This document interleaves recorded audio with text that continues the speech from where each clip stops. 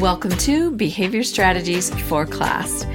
I am Diane Bachman, your behavior paraprofessional with over 15 years of experience working in special education. And I'm so glad you're here because I'll be teaching you about social-emotional learning, behavior strategies, trauma-informed care, and more.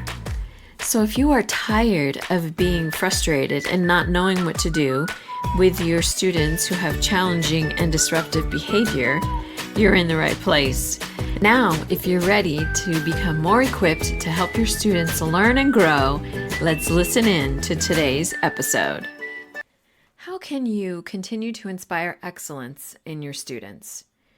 How can you continue to motivate them to want to do their best, to want to succeed in your classroom? Well, today, that is what we're going to talk about, and I will give you some ways that I have found to be verified that they work, and they do make a difference in motivating your students to want to do their best. Now, before we get started, please leave a review wherever you are listening, especially Apple Podcasts. I would love to hear from you there. And don't forget also to hit that subscribe button.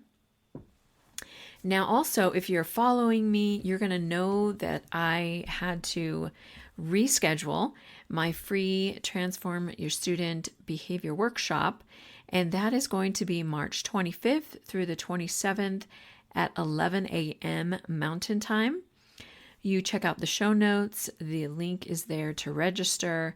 And so I hope to see you there as we continue to learn and use those approved and research evidence-based strategies to help your students transform and improve their behavior. Now, some of the ways we have inspired our students for excellence and to do better is being able to offer them choices.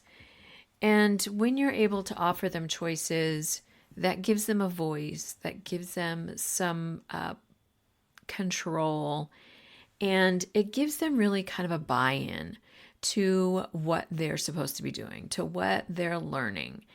And of course, I know that isn't always ideal in what you're teaching, but if you are able, and now I'm getting a little bit ahead of myself, to give your students choice, that helps them, like I said, gives them a buy-in. It self-motivates them to want to do their best. And so we have seen, even just in when our students come in for a break, we give them a choice. Do you want to do this or do you want to do that? Now, the time limit is still the same, but what they actually do for a break is up to them. It's their choice. Sometimes they have to work in our classroom and they may have a test they need to finish, or they have some math worksheets that need to be done. And so we give them a choice. Do you want to start on your math test first, or do you want to start on your math worksheet first? And these are just little things, but that just gives them, again, a buy-in, a control of themselves and how they can work and how they can succeed. Another way we inspire them is by celebrating those wins. And it's usually like the end of the day on our point sheet. Did they earn their goal? Did they use a behavior strategy that worked for them when they got frustrated?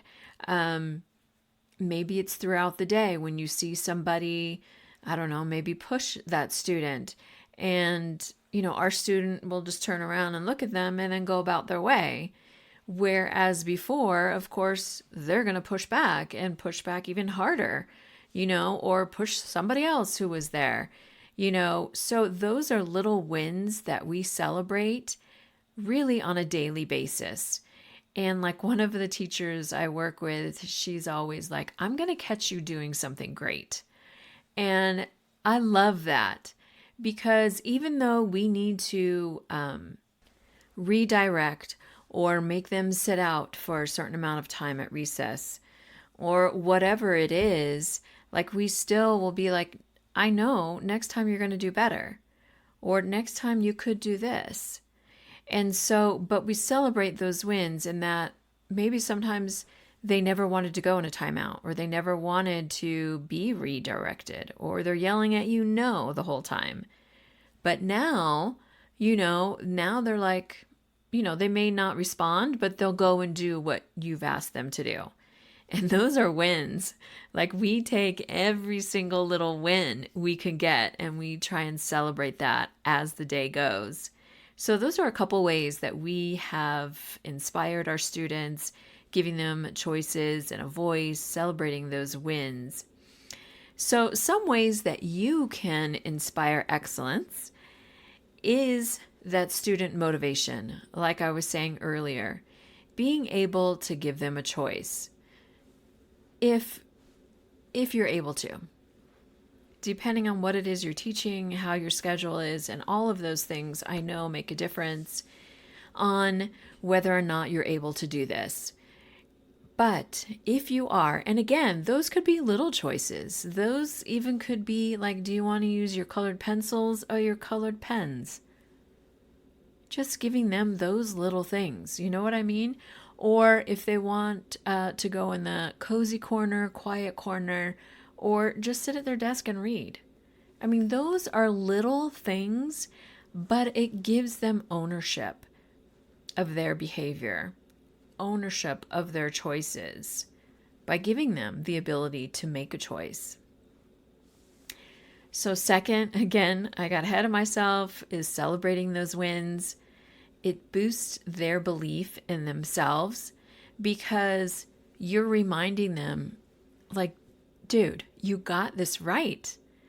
Like earlier, you made this choice and you followed through and you pushed through and you finished your work on time. We can do it again today. Like, you're able to do that again today. Let's see how much further you can go. Or like I said, a lot of sometimes it's recess time and all those, social dynamics and, they're just being kids. But obviously to turn around and punch somebody because he started it first, still gets you in trouble. So what could we do next time? What other choices could you make? And allowing them to come up with the answer. Because I know we want to help them. And of course, we know the answer that we think would be better. But even just giving them that ability to think through, like, what do you think would have been a better choice?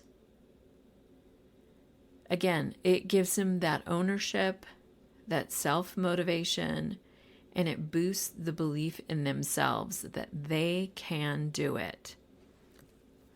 Another way to inspire excellence is teaching with enthusiasm. Now I know, I get it. Like, there's definitely days you're not feeling it and everyone is making you crazy. And especially now, like, we're near spring break, everybody's done, everybody's ready for spring break. But at least if you could push through and show some enthusiasm that you're still there, you still are helping them learn, smile, show some joy in what you're doing. I know it's hard because you probably feel like you're putting out fires like every 5 seconds that you turn around. And granted, we just have to remember, like, these are kids. And of course, I'm speaking from elementary. That's where I work. That's where I've been, elementary school. And so, like, they're never going to sit 100% quiet for you, like, for 20 minutes. Like, we all know that's not going to happen. Unless there's a movie on, right? And even then. But teaching with enthusiasm inspires them to want to learn because they want to see that you're enjoying yourself. They want to see that learning can be exciting, that learning can be enjoyable, really just enjoyable. For them to see that you are enjoying yourself, you are happy you're there. Even though it's stressful, you're exhausted, you have 5 million other things as well going through your head, but you're there and you put a smile on and they feel that. And that when you show that enthusiasm or that enjoyment, that inspires them. And of course, they may not ever tell you that, but you do inspire them. Because again, your attitude affects the whole room. So I would encourage you to be enthusiastic as much as possible. Another way to inspire excellence is acknowledging and learning from their mistakes and failures, like showing them it's okay. And this really is kind of a new concept per se, because, back in the day when I was in school, we never talked about that. We never really said, embrace those failures, those mistakes, learn from them and keep going. We never talked about that. Where now I feel like it is definitely talked a lot more.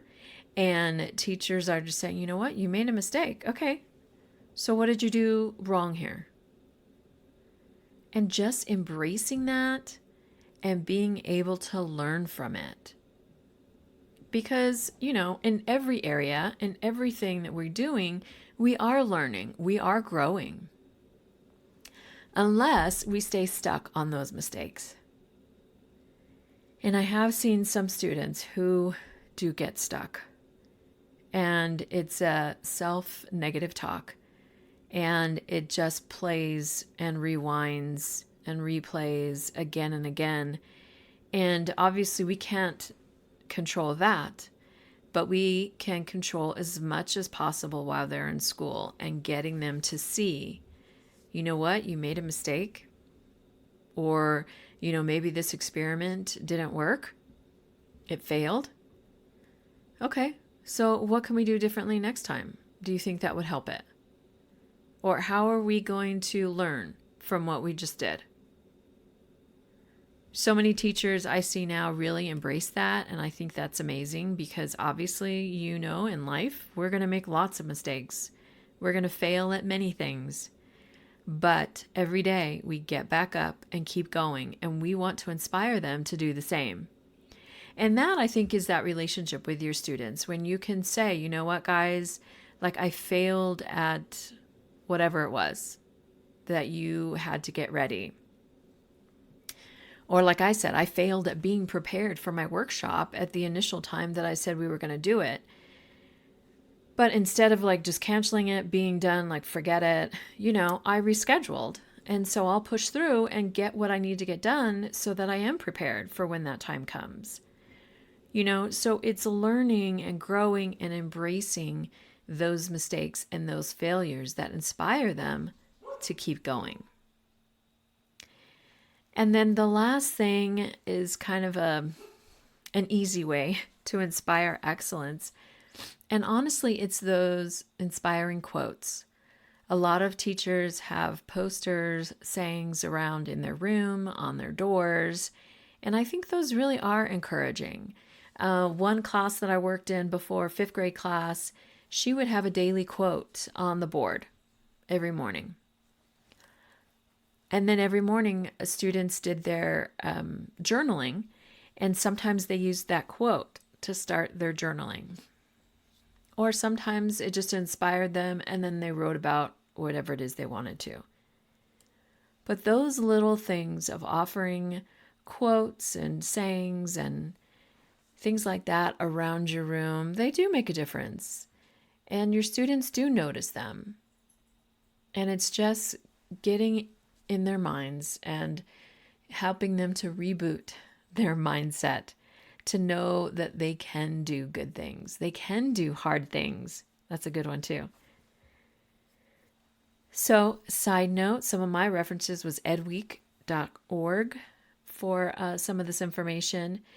And I just want to continue to inspire you to continue to push yourself to be the best teacher and educator that you can, because every day you are pouring into lives, into the future. And so just to recap, how ways that you can inspire excellence is student motivation, giving them a choice when possible, celebrating their wins that boost their belief in themselves, teaching with enthusiasm, enjoying it, acknowledging, embracing mistakes and failures, and then showing inspiring quotes daily or posters in your room. These are great ways to inspire excellence for your students. And as you continue to inspire excellence, it will make a difference in their behavior as well. Because again, you're setting the tone for your class, and your students feel that each and every day. So I encourage you to smile at your students every day. Greet them with a smile every day. And before we go, please don't forget to check the show notes, register for the free workshop of transforming your student behaviors. And if you get tired, learn to rest, not quit. That is a quote from Bansky. Another saying I saw was, mistakes are meant for learning, not repeating. And granted, sometimes I know we do make the same mistakes again, but hopefully we are learning each time from them, maybe something new. So I just want to say thanks again, and you guys are doing great, and your students need you to keep going. I mean, we're going to get to the end. Spring break is right around the corner. You got this. Thanks so much for listening. Hit that subscribe button, and I will see you next week. Thanks so much for listening. I truly appreciate your support. And if I have encouraged you, motivated you to continue to learn, to support your students, even better, to help them strive in your classroom, please leave a review, hit that subscribe button so that others can see they can learn and grow here as well. Thank you.